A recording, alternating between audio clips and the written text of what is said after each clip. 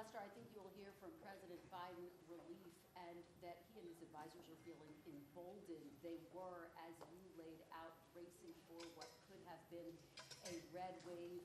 That did not happen. And so the president, his advisors view that as a vindication of his policies and, frankly, of his closing message that focused on issues of the economy, abortion, and threats to democracy. Now, some people question that strategy, but the White House believes it pays off. So I think you will hear President Biden talking about that. And what comes next, if in fact Republicans do take control of the House, how will he reach across the aisle and work with his legislators? Appears to be coming out now with just seeing the first lady.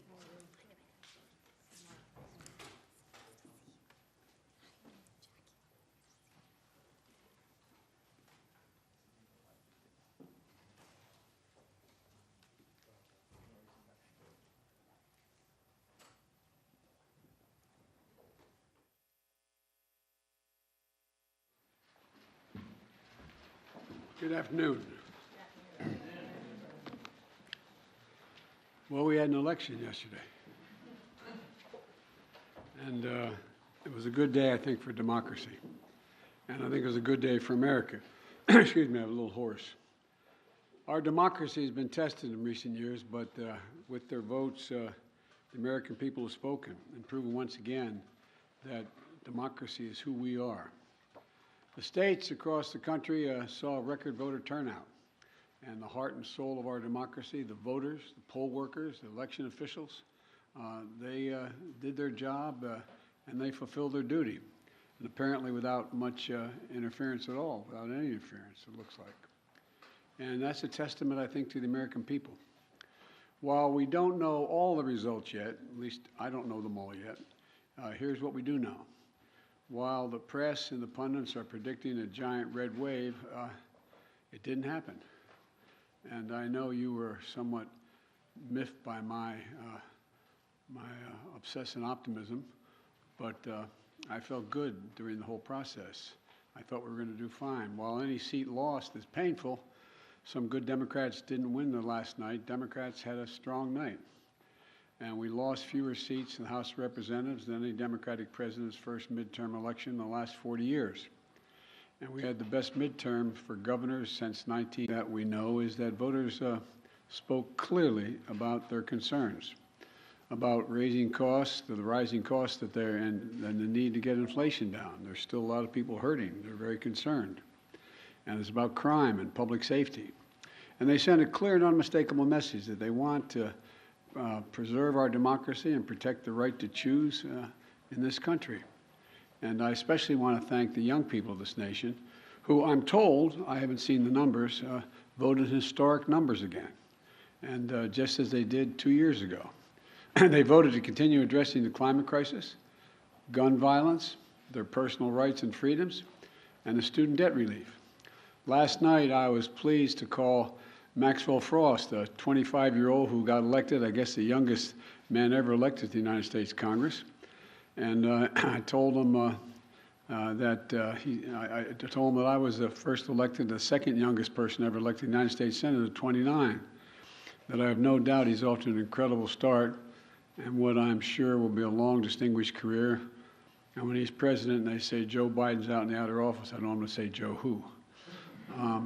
But the voters were also clear that they are still frustrated. I get it. I understand it's been a really tough few years in this country for so many people. When I came to office, we inherited a nation with a pandemic raging and an economy that was reeling. And we acted quickly and boldly to vaccinate the country and to create a stable and sustained growth in our economy. Long-term investment to rebuild America itself, our roads, our bridges, our ports, our airports, clean water systems, high-speed internet. And we're just getting started. The interesting thing is that this is all going to really come into clear view for people in the months of January, February, March of next year. It's just getting underway. So I'm optimistic about how the public is going to even be more embracive of what we've done. Historic investments that are leading companies to invest literally hundreds of billions of dollars combined to build semiconductor factories and other advanced manufacturing here in America. It's going to create tens of thousands of good-paying jobs. And by the way, a significant number of those jobs are going to be jobs that pay average $126,000, $127,000. You don't need a college degree to get those jobs. And we're dealing with global inflation as a result of the pandemic and Putin's war in Ukraine. We're also handling it better than most other advanced nations in the world. We're lowering gas prices. We're taking on powerful interests to lower prescription drug costs and health insurance premiums and energy bills. After 20 months of hard work, the pandemic no longer controls our lives. It's still a concern, but no longer controls our lives. Our economic policies have created a record 10 million new jobs since I came into office. Unemployment rate is down from 6.4 when I was sworn in to 3.7%, near a 50-year low. And we've done all this while lowering the federal deficit in the 2 years by $1.7 trillion. Let me say it again, $1.7 trillion. No administration has ever cut the deficit that much. And reducing the federal deficit is one of the best things we can do to lower inflation, but while we've made real progress as a nation, I know it's hard for folks to see that progress in their everyday lives. And it's hard to see the results from actions that we took while we have to implement what we've done. But I believe we took the right steps for the country and for the American people. In fact, if you look at the polls, overwhelming majority, I don't look at them much anymore because I'm not quite sure how to read them anymore. I hope you are uncertain as well. But overwhelming majority of the American people support the elements of my economic agenda. From rebuilding America's roads and bridges to lowering prescription drug costs, to historic investment in tackling the climate crisis, to making sure that large corporations begin to pay their fair share in taxes. And I'm confident these policies are working and that we're on the right path, and we need to stick with them. All these initiatives take hold as they do, from lead pipes being removed from schools and homes to new factories being built in communities with a resurgence of American manufacturers. It's already created, by the way, 700,000 brand new manufacturing jobs. You've heard me say it ad nauseum. I don't know where it's written. It says we can't be the manufacturing capital of the world. We are now exporting product, not jobs, around the world. People across the country are going to see even more clearly the positive effects on their day-to-day lives. But I still understand why they're hurting right now. So many people are concerned. As I have throughout my career, I'm going to continue to work across the aisle to deliver for the American people. And it's not always easy, but we did it the first term. And I'll be surprised a lot of people that we signed over 210 bipartisan laws since I've become president, and we're revitalizing American manufacturing, gun safety, we did it together, and dozens of laws positively impacting on our veterans. And let me say this, regardless of what the final tally in these elections show, and there's still some counting going on, I'm prepared to work with my Republican colleagues. The American people have made clear, I think, that they expect Republicans to be prepared to work with me as well. In the area of foreign policy, I hope we'll continue this bipartisan approach of confronting Russia's aggression in Ukraine. When I return from the G20 meetings in Indonesia with other world leaders, I'm going to invite the leaders of both political parties, as I've done in the past in my foreign trips, to the White House to discuss how we can work together for the remainder of this year and into the next Congress to advance the economic and national security priorities of the United States. And I'm open to any good ideas. I want to be very clear.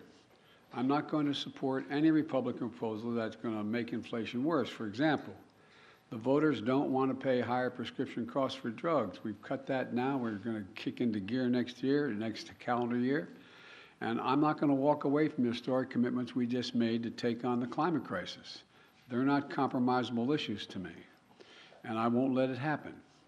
The voters don't want more taxes for the tax cuts for the super wealthy and biggest corporations.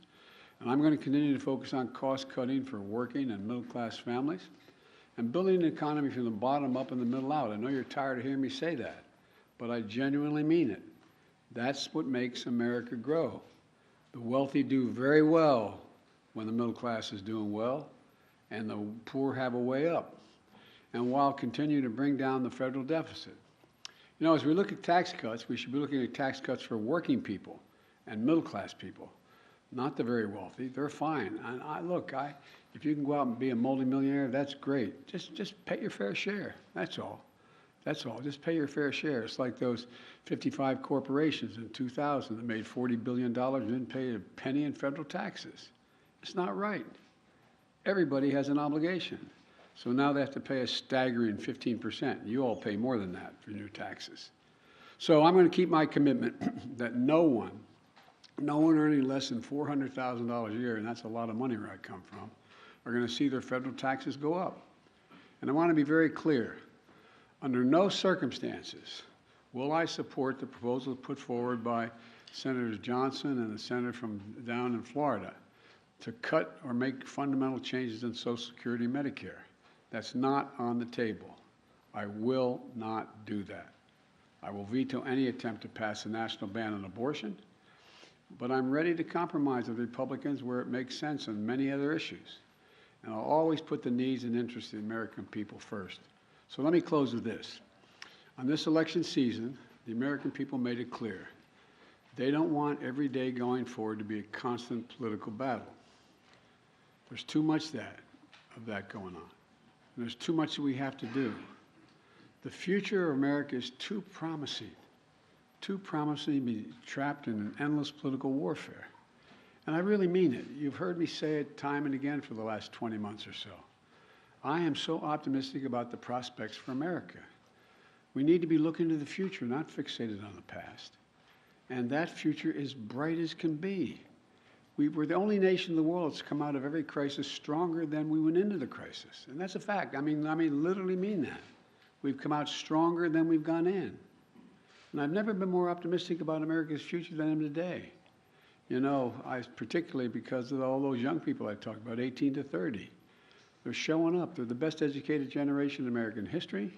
They're the least prejudiced generation in American history, the most engaged generation in American history, and the most involved. Look, after a long campaign season, I still believe it, I always have.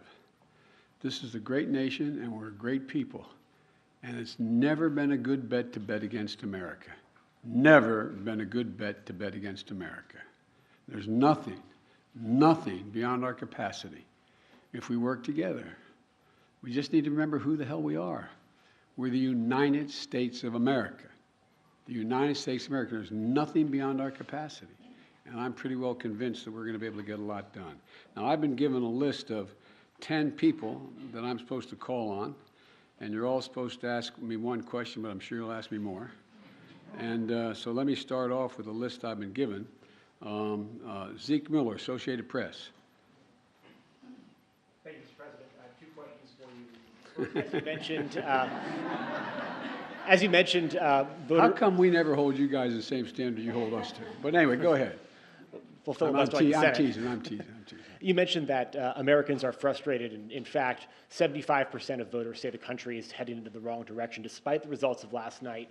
What in the next 2 years do you intend to do differently to change people's opinion of the direction of the country, particularly as you contemplate a run for president in 2024? Nothing, because they're just finding out what we're doing. The more they know about what we're doing, the more support there is. Do you know anybody who wants us to get rid of the change we made on prescription drug prices and raise prices again? Do you know anybody who wants us to walk away from building those roads and bridges and the internet and so on? I don't know. I think that the problem is the major piece of legislation we passed, and some of it bipartisan, takes time to be recognized. For example, you got over $1 trillion worth of infrastructure money, but not that many spades have been put in the ground. It's taking time. For example, I was on the phone congratulating a Californian recently, and then someone up in Scranton, Pennsylvania, the congressman who got elected. He said, "Can you help us make sure we're able to have high-speed rail service from Scranton to New York City?" I said, "Yeah, we can. We can. First of all, it'll make it a lot easier, take a lot of vehicles off the road, and we have more money in the pot now, already out there, we voted for, than the entire money we spent on Amtrak to begin with."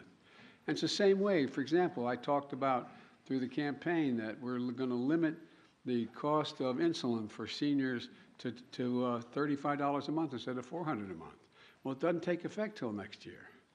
So there's a lot of things that are just starting to kick in. And the same way with what we've done in terms of the environmental stuff. It takes time to get it moving. So I'm not going to change. As a matter of fact, you know, there's some things I want to change and add to. For example, we had passed the most bipartisan, we passed the most extensive gun legislation, rational gun policy in 30 years, but we didn't ban assault weapons. I'm going to ban assault weapons. They're going to try like the devil. So I'm not going to change the direction. I said I ran for 3 reasons. I'm going to continue to stay where I am, and I know I fully understand the legitimate concern that what I'm saying is wrong, okay? One is that I said we're going to restore the soul of the country, begin to treat each other with decency, honor, and integrity. And it's starting to happen. People are, the conversations are becoming more normal, becoming more, how can I say it, decent. Second thing I said was I want to build a country from the middle out, the bottom up, and that way everybody does fine. I'm tired of trickle down. Not a whole lot trickles down when you trickle down to hardworking folks.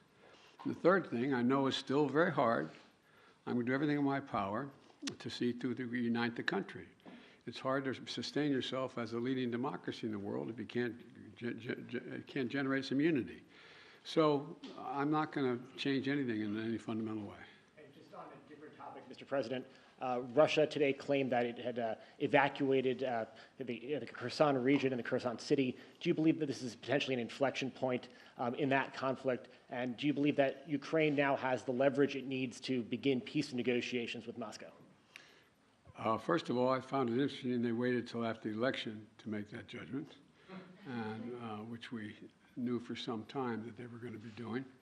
And it's evidence of the fact that they have some real problems, the Russian military, number one. Number two, whether or not that leads to, at a minimum, it will lead to time for everyone to recalibrate their positions over the winter period. And it remains to be seen whether or not there'll be a judgment made as to whether or not Ukraine is prepared to compromise with Russia. I'm going to be going to the G20. I'm told that President Putin is not likely to be there, but other world leaders are going to be there in Indonesia. And we're going to have an opportunity to see what the next steps may be. Nancy, CBS, Nancy Cordes. Thank you, Mr. President. I have a few questions. Been Okay. saving them up. First of all, Republican leader Kevin McCarthy said last night that it is clear we are going to take the House back. Do you think he's probably right about that? Well, based on what we know as of today, we've lost very few seats for certain. We still have a possibility of keeping the House, but it's going to be close. And for example, in Nevada, we won all 3 of those seats, contested seats. I went out for each, I spoke with for each of those folks, but we won them all. I didn't know that last night, so it's a moving target right now, but it's going to be very close. Can you describe your relationship with Mr. McCarthy? How often do you speak to him? What do you think of him? I think he's a Republican leader, and I haven't had much of occasion to talk to him, but I will be talking to him. I think I'm talking to him later today. When it comes to your legislative agenda, when you were vice president, your legislative agenda basically ran into a brick wall 2 years in when Republicans took control of the House, and that lasted for the rest of the Obama presidency. Is there any way for you to prevent that same fate from happening this time around? Yes. If Republicans take control of the House? Yes, because it's going to be much closer if they take control. If they can't, look, the predictions were, and again, I'm not being critical of anybody who made the predictions. I got it, okay? This is supposed to be a red wave. You were talking about us losing 30 to 50 seats, and this was going to, that's not going to happen. And so there's always enough people on the other team, whether it's Democrat or Republican, that the opposite party can make an appeal to, and maybe pick them off to get the help. And so it remains to be seen. But look, I doubt whether or not, for example, all the talk, I'd ask the I don't expect you to answer, but the rhetorical question, do you think that, Senator Johnson is going to move to cut Medicare and Social Security. And if he does, how many Republicans are going to vote for it? So it depends. And then my final question. Republicans have made it clear that if they do take control of the House, that they want to launch a raft of investigations on day one into your handling of Afghanistan, the border.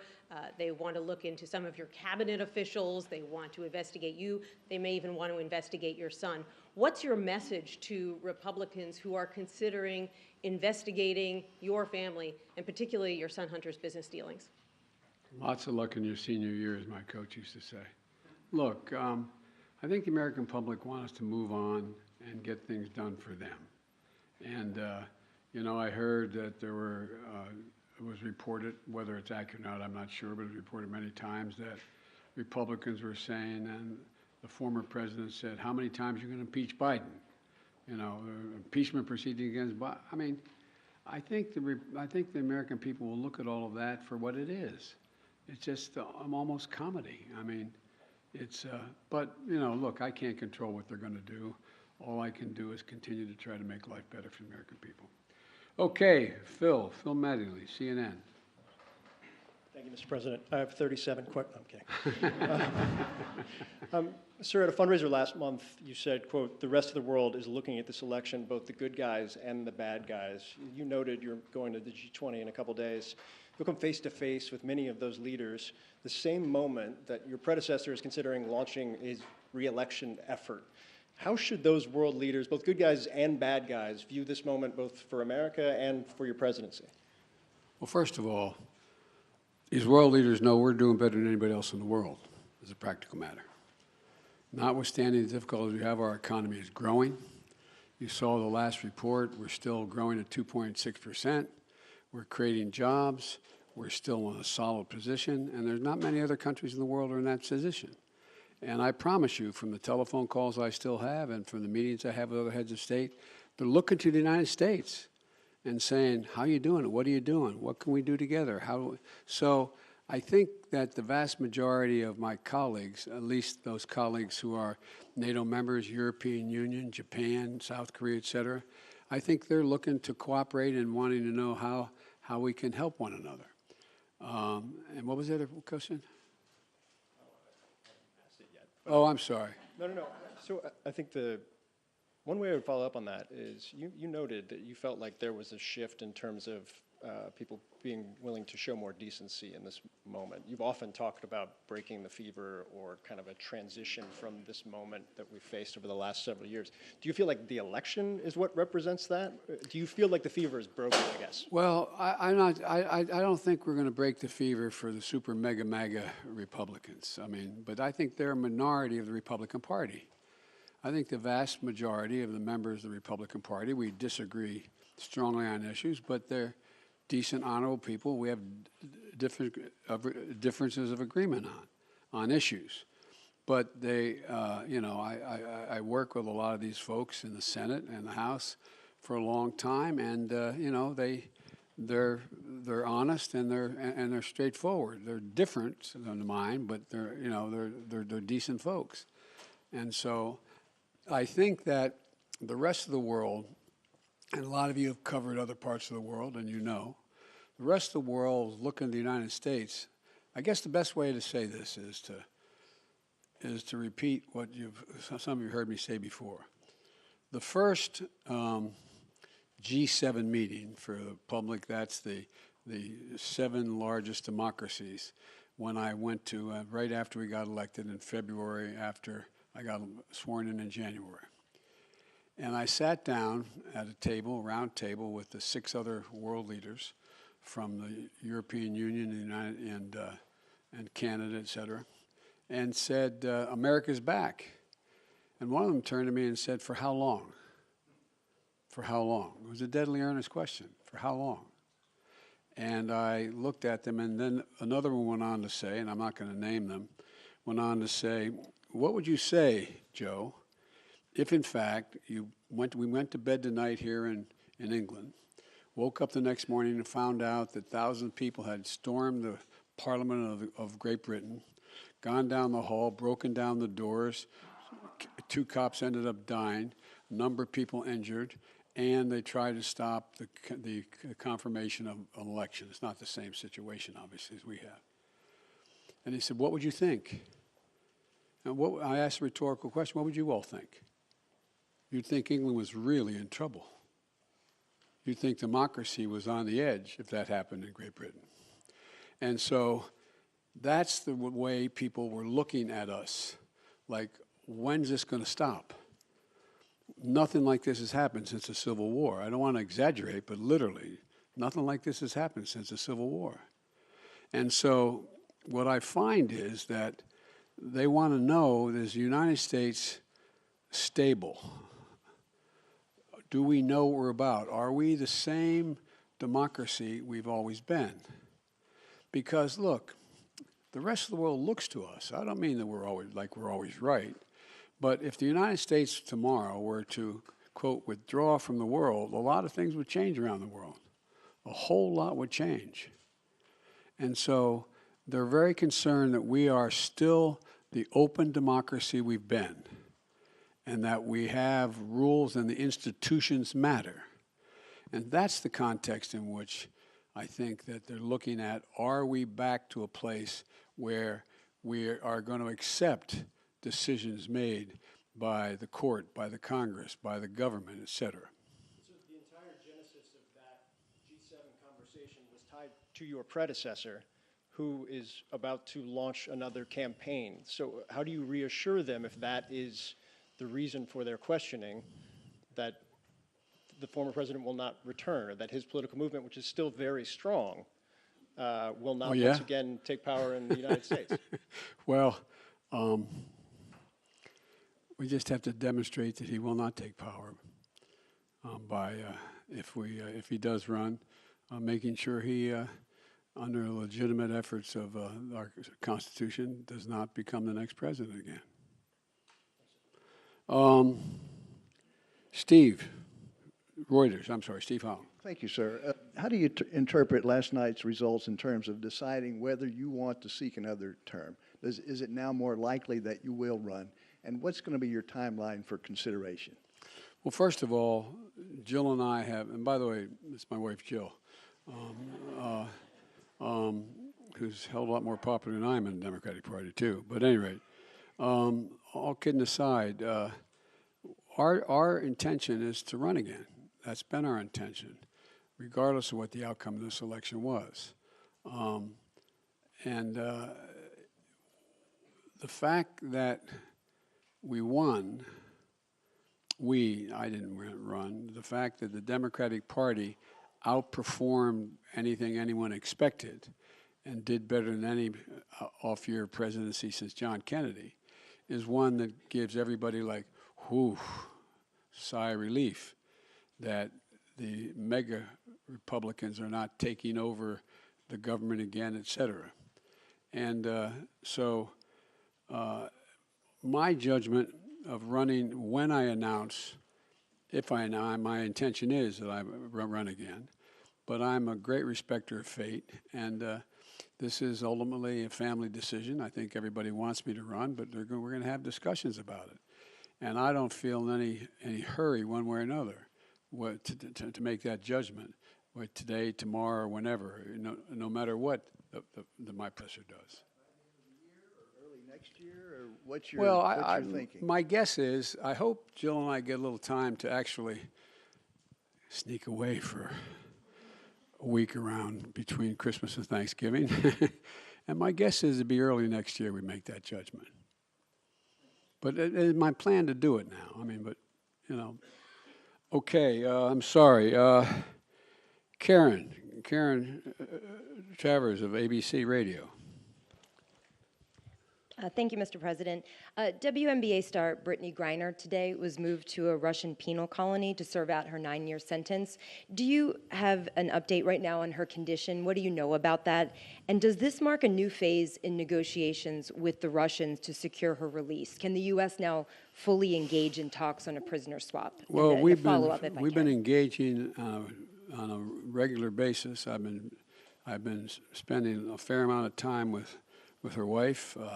about what's going on with her. And my guess is, my hope is that now that the election is over, that Mr. Putin will be able to discuss with us and be willing to talk more seriously about prisoner exchange. That is my intention. My intention is to get her home. And we've had a number of discussions so far. And I'm hopeful that now that our election is over, there's a willingness to negotiate more specifically with us. Thank you. And if I can, your press secretary had said that the U.S. government has continued to follow up on that significant offer, but also had proposed alternative potential ways forward with the Russians. Can you tell us what those alternative ways forward are and how Russia has responded to those? Yes, I can, but I won't. Okay, I can't. I mean, you know, it would not be a wise thing to do in order to see if they would move forward. But it is I'm telling you, I am determined to get her home and get her home safely, along with others, I might add. April Ryan. Of the GRIO. Of the GRIO, excuse me, I beg your pardon. Thank you, sir. I got it right last time we did this. Yes, you did. Yes, you did. Mr. President, I have a couple of questions on several issues. One, the Supreme Court. As you know, the Supreme Court has before it the issue of college admissions and affirmative action. What can and are you planning in case of a rollback that is expected? There are legal analysts that say that there will be drastic implications, there are tentacles from this, and they even say that this could impact Brown v. Board, the decision from Brown v. Board. Well, you know, first of all, I asked our Justice Department to defend the present policy before the Supreme Court.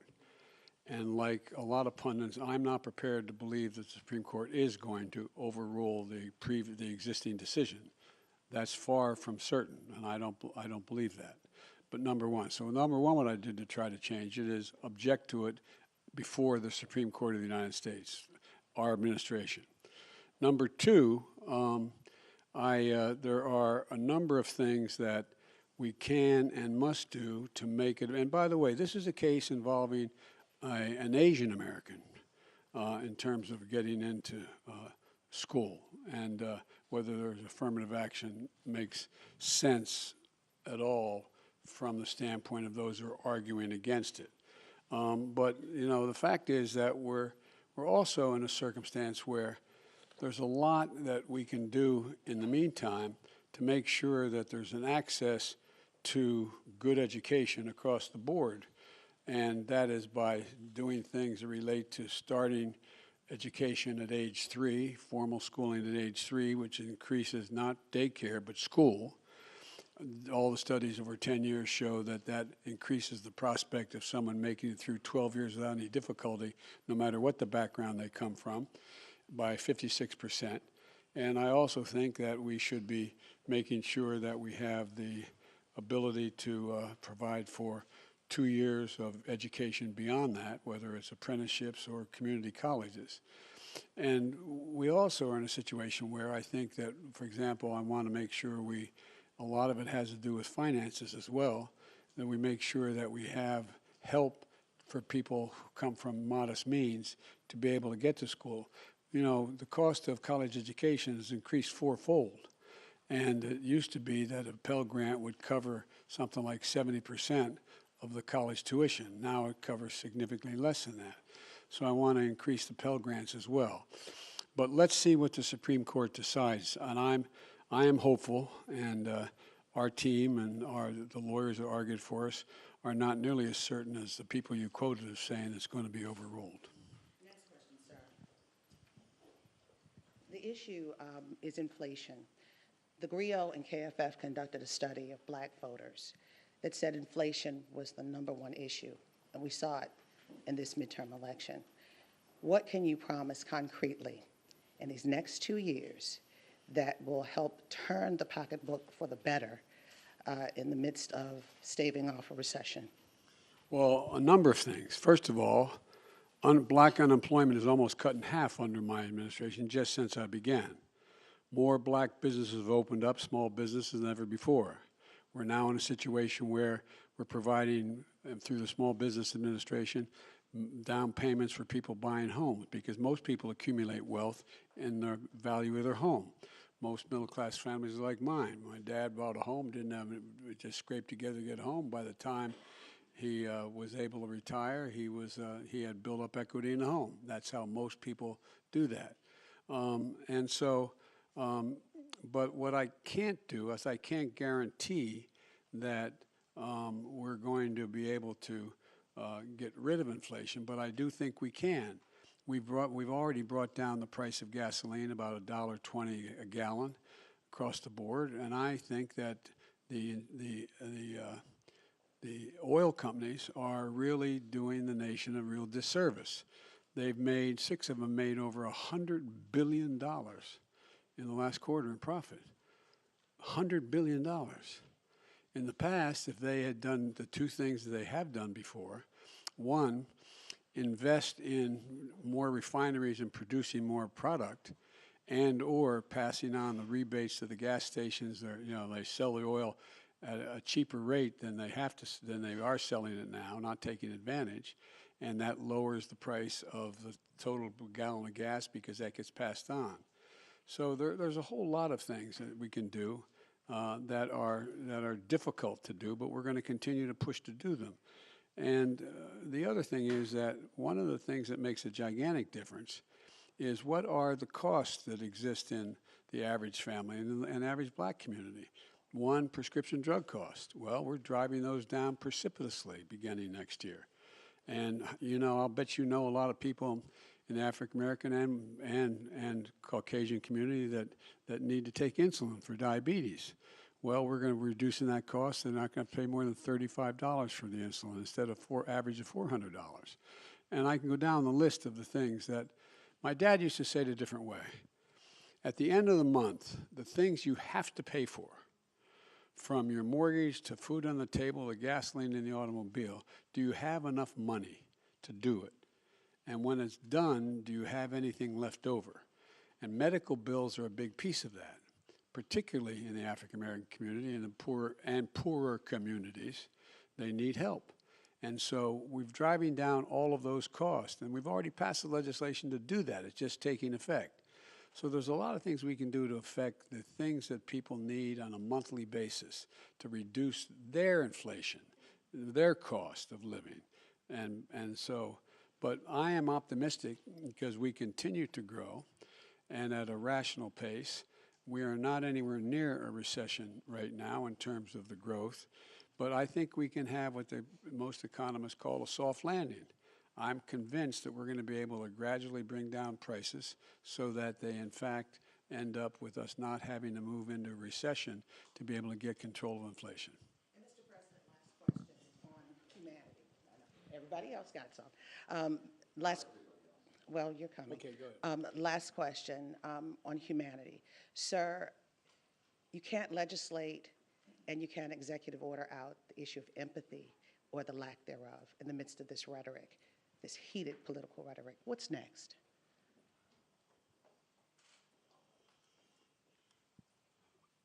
Part of what I think leadership requires, and I hope I meet the standard, is letting people know you understand their problem. Again, my dad used to have an expression. He said, I don't expect the government to solve my problems, but I expect them to at least know what they are, understand them. And like a lot of you, we've been very fortunate as a family, but we've also been through a lot of fairly tough times. And I've had the great advantage of having a family to get through them. When my first wife and daughter were killed when a tractor trailer broadsided them and killed my wife and killed my first wife and killed my daughter. And my 2 boys are expected to die. It took the jaws of life 3 hours to get them out there on top of their dead mother and dead sister. I understand what that pain's like. And when Jill and I lost Bo after a year in Iraq, winning the Bronze Star Conspicuous Service Medal, a major in the United States military, came home with stage 4 glioblastoma because he lived about between 200 and 500 yards from a burn pit that's 10 feet deep and as big as a football field, burning every toxic waste you could find. You know, I think that we understand what it's like to lose family members, mothers, fathers to cancer. All of you been through that kind of thing. We've been fortunate, though. We've had each other. We've had strong families, Jill's sisters, my brothers, my sister. And so what we can do to deal with that empathy is make sure there's help available. Make sure there's people who are there to help, whether they are psychologists or whether they're medical doctors or whether they're social workers, to be there to help just hold a hand. And for example, we can do an awful lot for a lot of families, the families you're talking about, if we reinstate this child tax credit. It cut child poverty by 40% when it was in place. I couldn't get it passed the second time around. So there's a lot we can do. And the empathy is not just talking about it, it's communicating to people you genuinely understand. And I hope a lot of people don't understand because I don't want people having to know the pain. But the second piece of that is let them know that you are there to help. You're there to help. And one of the things I've talked with Vivek Murthy about, and a lot of you have written about it, and you've written it well about it, is the need for mental health care in America. You know, when we got elected, there were something like, I don't know, 2, 3, 5 million people who gotten their COVID shots. Well, in the meantime, I got over 220 million people, all 3 shots. But in the meantime, what happened? We lost over 1 million dead. 1 million dead. I read one study that for those 1 million people, they had 9 people who were each one had averaged 9 people close to them. A relative, someone they're married to, a child, someone close. The impact has been profound. Think of all the people, think of all your children and your grandchildren who didn't have that senior prom, who didn't have that graduation party, who didn't have all the things we had that we took for granted, that impact on their psyche. So there's a lot we have to do. And empathy reflects itself not just in what a person demonstrates they understand, of knowing what people need and helping to make it happen. And we're trying to do that. And a lot of Republicans trying to do it too. I don't mean this is a partisan thing. A lot of people are trying to do it because they know we got a problem. Okay, excuse me. These 10 questions are really going quickly.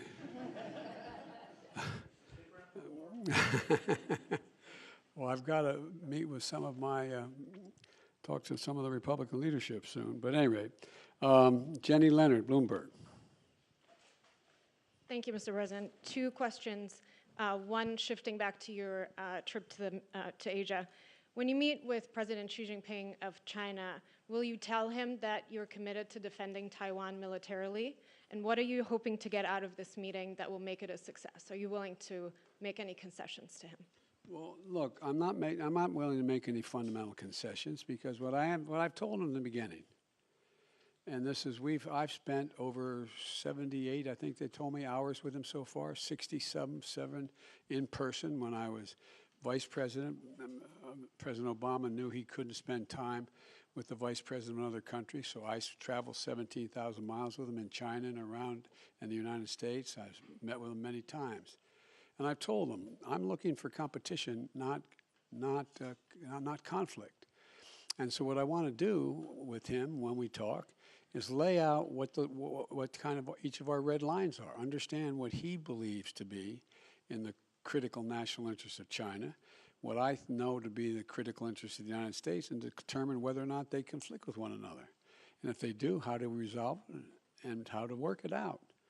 And so, and Taiwan doctrine has not changed at all from the very beginning. So I'm sure we'll discuss China, Taiwan, and I'm sure we'll discuss a number of other issues, including fair trade and relationships relating to his relationship with other countries in the region. And so anyway, so there's a lot we're going to have to discuss. You want another Yes, question? and Everybody one other- else got one. You didn't two or say if three. you will tell Xi Jinping personally that you are committed to defending Taiwan. I'm going to have that conversation with him.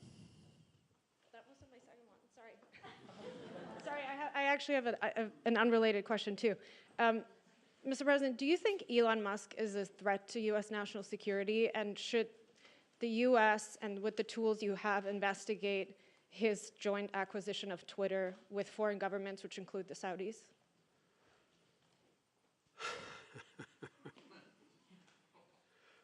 I think that Elon Musk's cooperation and/or technical relationships with other countries is worthy of being looked at. Whether or not he is doing anything inappropriate, I'm not suggesting that. I'm suggesting that it's worth being looked at.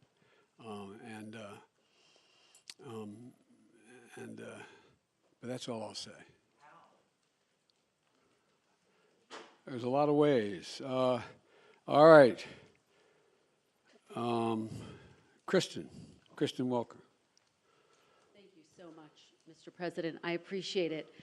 I want to follow up with you on working with Republicans. Leader McCarthy again suggested that he is not prepared to write what he has called a blank check to Ukraine, and yet you expressed optimism that funding for Ukraine would continue, that the policies toward Ukraine would continue.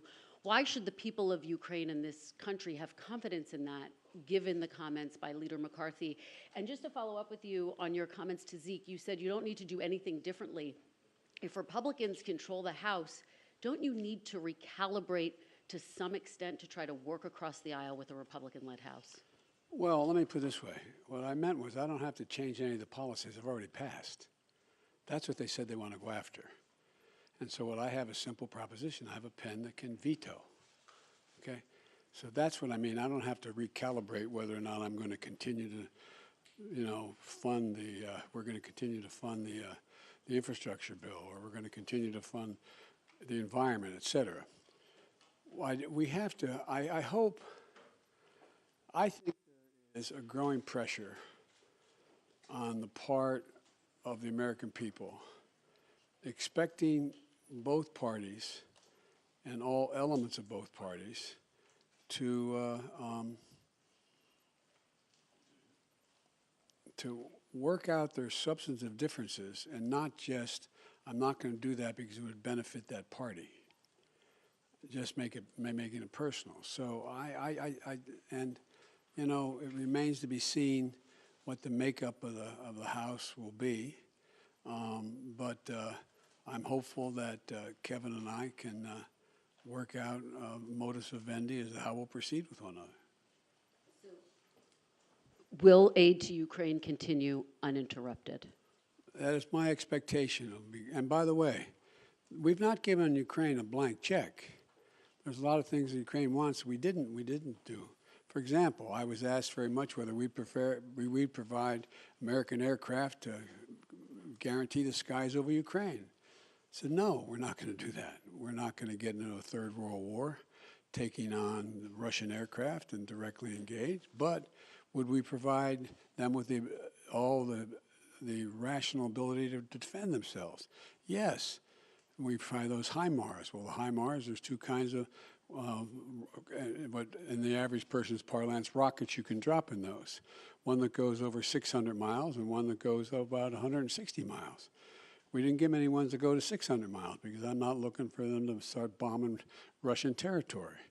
And so we want to make sure that there's a relationship that they're able to defend themselves and take on what is purely the ugliest aggression that's occurred since World War II on a massive scale on the part of Putin within Ukraine. And there's so much at stake. So I would be surprised if Leader McCarthy even has a majority of his Republican colleagues who say they're not going to fund the legitimate defensive needs of Ukraine. And just a quick one. obviously a lot of attention on 2024 now that the votes have been cast in the midterms. 2/3 of Americans in exit polls say that they don't think you should run for re-election. What is your message to them, and how does that factor into your final decision about whether or not to run for re-election? It doesn't. What's your message to them? To those 2/3 of Americans? Watch me. Okay, one more.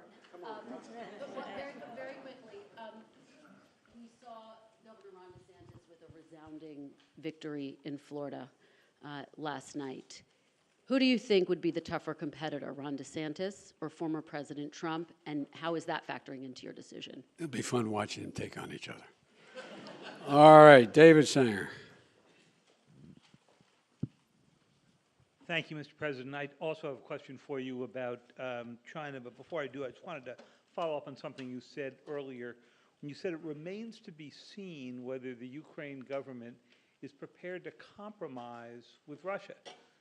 Previously, you've told us the only thing for the Russians to do is get completely out of Ukraine, go back to the lines that existed prior to February 24.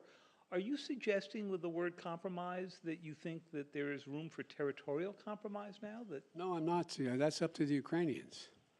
Nothing about Ukraine without Ukraine. So what kind of compromise do you have in mind? I didn't have any in mind. You have asked the question whether or not, if I recall, whether or not what would happen if, in fact, after I think the context is that whether or not they're pulling back from Fallujah and from the Kherson, the city of Kherson, and they're coming back across the river to the eastern side of the river, the Russian forces. And I said, what's going to happen is they're going to both lick their wounds, decide what they're going to do over the winter, and decide whether or not they're going to compromise. That's what's going to happen, whether or not. I don't know what they're going to do. But I do know one thing, we're not going to tell them what they have to do. You were asked before about your meeting with President Xi. At this point, the Chinese government, by the estimate of the Pentagon, is getting ready to bring their force of nuclear weapons up to over 1,000 weapons, significant increase from what they've had for many decades. You've seen the threats from President Putin about the use of his nuclear force. Remember how you all went after me when I said that was real? And what in your view happened? Do you think he backed off because of that? No, I'm just saying. I just found it interesting that Biden's being Biden's being extremist, and it turns out you all are writing about it now. Kind of fascinating. So my question is, do you think that they are putting together a real alliance, the Chinese and the Russians? And do you believe that you need to begin speaking with President Xi about some form of arms control if he's going to get up to a level of weapons similar to what the United States and Russia have right now? No and yes. No, I don't think there's a lot of respect that China has for Russia or for Putin. I don't think they're looking at that as a particular alliance. Matter of fact, they've been sort of keeping their distance a little bit. I do think that it remains to be seen whether Xi Jinping has decided that, or backed off of his initial judgment that he wanted China to have the most powerful military in the world, as well as the largest economy. But he's a long way from both. But I think talk about nuclear weapons and location, the number of them, and access is important to discuss. Thank you all so very, very much.